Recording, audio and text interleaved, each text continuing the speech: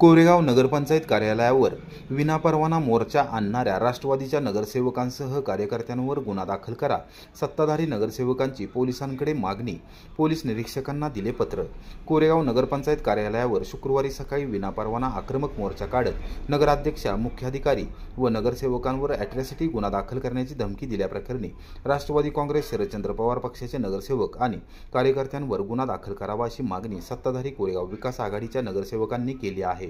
आघाडीच्या वतीने नगरपंचायतीच्या सर्व नगरसेवकांसह नगराध्यक्षा दीपाली बर्गे, उपनगराध्यक्ष राहुल रघुनाथ बर्गे व मुख्याधिकारी विनोद जळक यांनी स्वाक्षरी करून पोलीस निरीक्षक घनश्याम बल्लाळ यांना शुक्रवारी दुपारी 3 वाजता एक पत्र दिले असून त्यावरून गुन्हा दाखल करण्याची मागणी केली आहे।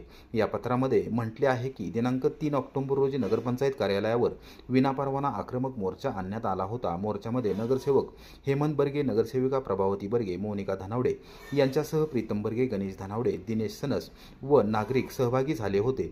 मोर्चातील निलेश सपकाळ यांनी नगराध्यक्षा, मुख्याधिकारी व सर्व सदस्यांवर अॅट्रॉसिटी गुन्हा दाखल करण्याची धमकी दिली आहे। त्याचबरोबर मोर्चामधील समाविष्ट नागरिकांनी शाब्दिक बाचाबाची करत मारहाण होईल अशी परिस्थिती निर्माण केली होती।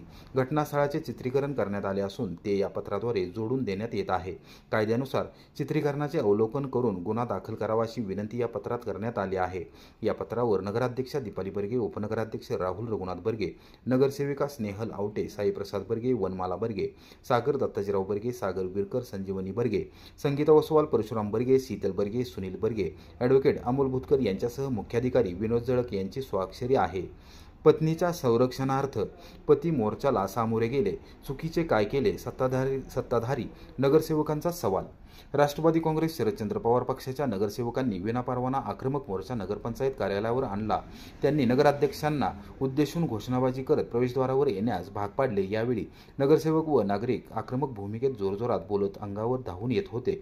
पती या नात्याने महेश साहेबराव बर्गे यांनी पत्नी असलेल्या नगराध्यक्षा दीपाली बर्गे यांचे संरक्षण केले। त्यात त्यांनी चुकीचे काय केले? एका महिलेला टार्गेट करण्याचा हा प्रयत्न असून विनाकारण राजकीय भूमिकेतून महेश बर्गे व दीपाली बर्गे यांना बदनाम करण्याचा प्रयत्न सुरू आहे।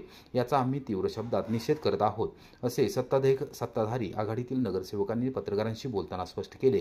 कार्यालयीन कामकाजामध्ये हस्तक्षेप करणाऱ्यांवर गुन्हा दाखल करा। नगराध्यक्षा आणि मुख्याधिकाऱ्यांचे स्वतंत्र पत्र। नगराध्यक्षा दीपाली बर्गे व मुख्याधिकारी विनोद जळक यांनी पोलीस निरीक्षक घनश्याम बल्लाळ यांना आणखी एक स्वतंत्र पत्र दिले असून त्यामध्ये त्यांनी राष्ट्रवादी काँग्रेस शरदचंद्र पवार पक्षाच्या नगरसेविका प्रभावती बर्गे यांचा मुलगा प्रीतम बर्गे व तुषार बर्गे तसेच नगरसेविका मोनिका धनावडे यांचे पती गणेश धनावडे यांच्यावर शासकीय कामात अडथळा आणल्याप्रकरणी गुन्हा दाखल करण्याची मागणी केली आहे। नगरपंचायत कार्यालयात शुक्रवारी मासिक सभा आयोजित करण्यात आली होती।